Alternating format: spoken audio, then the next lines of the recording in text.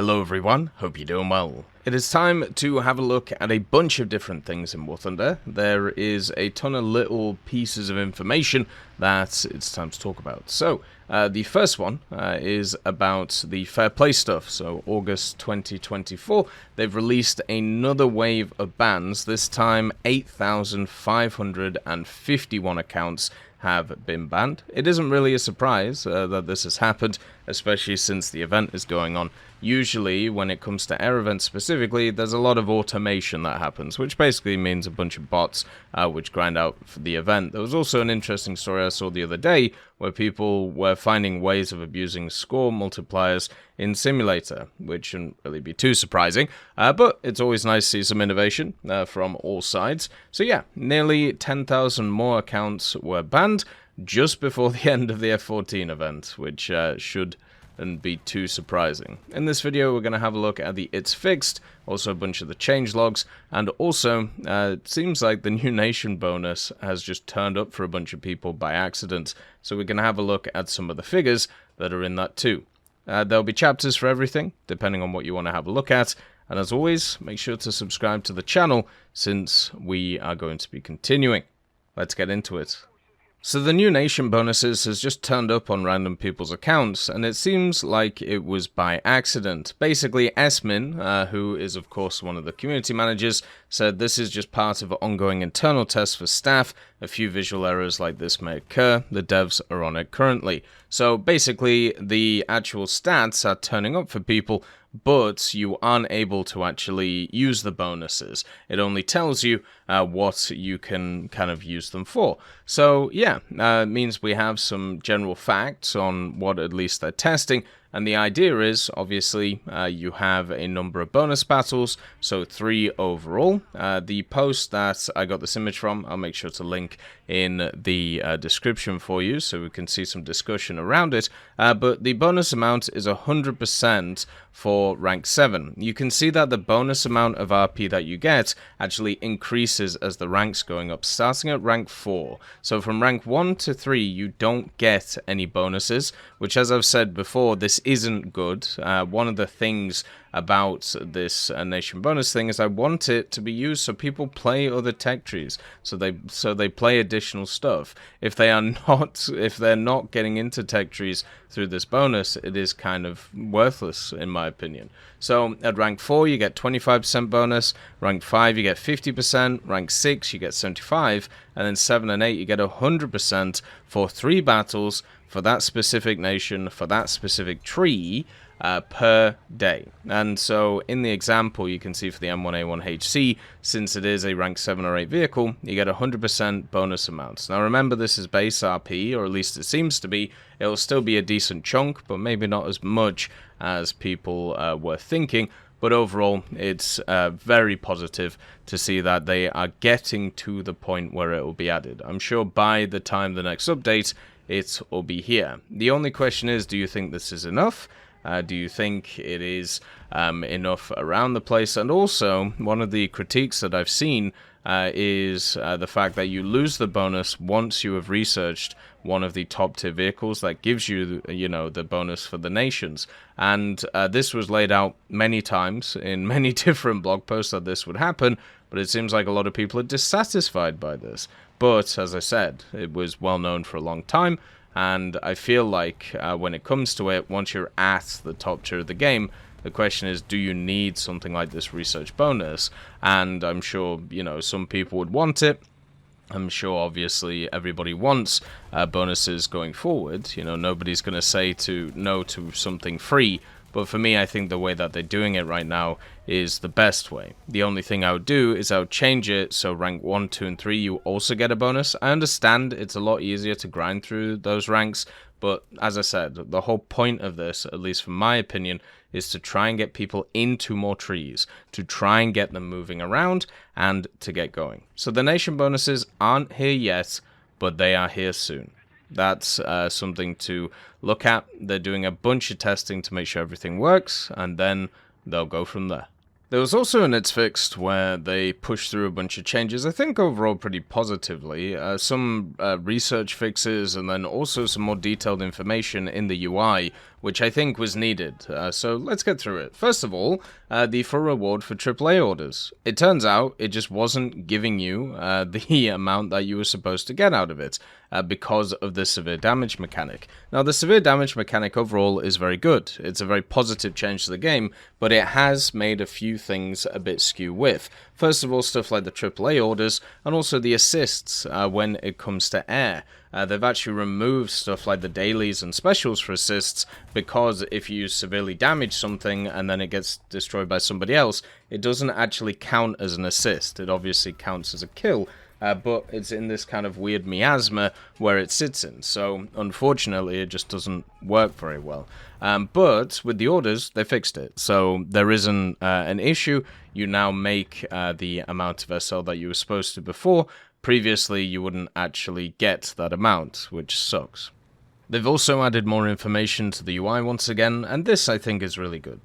They needed to do this a long time ago, but for some reason it's just never been in the game. First of all, when it comes to the crew stat cards, or your vehicle stat cards I should say, they have now actually added in an area where it tells you if you actually have a top crew, so basically an ace crew, how far that is away from where your rates are now. If you didn't know, if you have a better crew, that affects a lot of factors on your vehicle. If you have a zero crew driver and you have no tank driving skills compared to full tank driving skills, is a huge difference. And one of the things on the stat card that is changed is the turret rotation speed based on your gunner, and also the reload rate, of course, based on your loader. So now, on the stat card, it won't just show you the values that you have right now, it'll also show you the aced values that you can get eventually for the vehicle. And this is super useful, because it will give people more information, and also make more sense when, people talk about reload rates, and they, people get confused, because when they look at their stat card, it looks different to what the other person is talking about. So this is very positive. It's really good that's what they're doing. The other part is in the battle results, you'll actually see what type of ammunition you are being destroyed by, or what other people are being destroyed by too. So it won't just kind of show what is there, it will also show, how that person was destroyed. And I think that's really awesome, especially if you are interested to see what other people are using in terms of ammunition, and also maybe to do some protection analysis tests to see if it's actually better to use it compared to others. With a lot of the APHE talk recently, one of the things I've noticed is there's a lot, not really confusion, but disagreement on what shells are better, how they work, and all of these different things. So it's interesting to have a think about. The next part is incendiary bombs. Now, they've massively increased incendiary bombs and how much damage they do to bases. Basically, 100 kilo and 250 pound bombs will cause 36% damage. The 200 kilo and 500 pound bombs, 42%. 500 kilo, 750 and 1,000 pound bombs will be able to destroy half health of bases just by themselves. And also at lower battle ratings, the base durability will be lower, so in terms of percentages, the bombs will be even more effective. Also, they've changed how much damage is done up front compared to behind, so basically it does a little bit more damage once it hits the target, and then over time it does a little bit less. Now, this is a pretty positive change for people who like to use incendiaries. One of the things about incendiaries is they have a super limited use in the game. They don't actually really do a lot. Instead, you're kind of stuck in the doldrums in terms of how to use them. There are certain vehicles that can use them very efficiently. The SU-7B is one of them, which really actually benefited from the incendiaries being added, because before you weren't able to destroy a base, now you can, stuff like that. But they are very limited in their role, where they're basically just used to bomb bases. Usually they're a little bit lighter than the standard bombs as well, so they make your aircraft a little bit quicker, and overall it does work better. So it is nice to see that that's what they're doing. They're giving it a defined role for people to use. They've also changed the action panel HUD icon. So if you didn't know, you have obviously the action panel at the bottom of the screen in battles. But one of the problems I'm sure there's got to people, this got to me as well, is you can hide all of the stuff at the bottom of the hood, but you can't actually hide the button which brings up the stuff in the hood. So just in the middle of your screen, you would just have this little button which was just kind of sat there, and sometimes it's nice just to not see anything. So now they've decided to actually make it so if you hold down the button, it will make it disappear completely. So you have a fully blank screen, which you can enjoy. And as somebody who does get annoyed at little kind of UI elements being in weird places, I think this is very, very positive. Now, there was also two big beefy changelogs the last few days. You had update 2.37.0.146, where they fixed quite a few things that have kind of gone under the radar. First of all, for ground vehicles, there was a bug that caused an incorrect detonation distance to be set for shells with radio fuse. That's been fixed. Now, radio fuse shells have a place in the game. They're usually not too useful just because of the setup time, but the fact that they just weren't working kind of sucks. Because all those times where you wanted to use them meant that you couldn't. So stuff like the YAG, for example, and also some of the Abramses, maybe they'll start popping them out, especially from an AA point of view. There was also a bug where smoke grenades would not explode when being hit. That's been fixed. Yeah, that was something they added more recently, the physical smokes, and it definitely was a problem. They weren't going off, so very nice to see. And then also a bug where decorations in some cases could not be placed properly on the undersides of vehicles. That's been fixed too. They also fixed a bug that was quite funny, where basically with decorations, you could actually spam the same decoration multiple times in the same slot. So you could actually cover your vehicle in decorations if you really wanted to. They have fixed that though, so you can't do that anymore. That one isn't as fun as the old bug with decorations, where you could have huge decorations on your vehicles. That only lasted like a day or two, but it was super fun. For naval vessels, you have the USS Dougie, the Douglas, the Bravey, and the Sayeta. There was a bug that caused the missile that can be fired from these ships to explode when flying over torpedoes or mines, which has been fixed. What a weird bug. So it would detonate on the mines and also on the torpedoes? I mean, that's kind of interesting. I suppose it's something to do with its proximity head and what it was coded to do. So overall, I think it's obviously good that that's been fixed. I wonder how more missile destroyers are going to come in, and also how deadly they're going to be, because all the ones that we have right now are more like anti-air ones, apart from the Sayeta, but I don't really see the Sayeta that much. And yeah, I'm just kind of wondering how it's going to go. I am definitely interested in the new age of naval, since there is going to be quite a lot of stuff. You also have update 2.37.0.148. This one came out today of recording, and they fixed a bunch of stuff mainly with aircraft. The Tornado ADV, there was a bug that caused the BOL 304 countermeasure dispensers to remain on the pylons.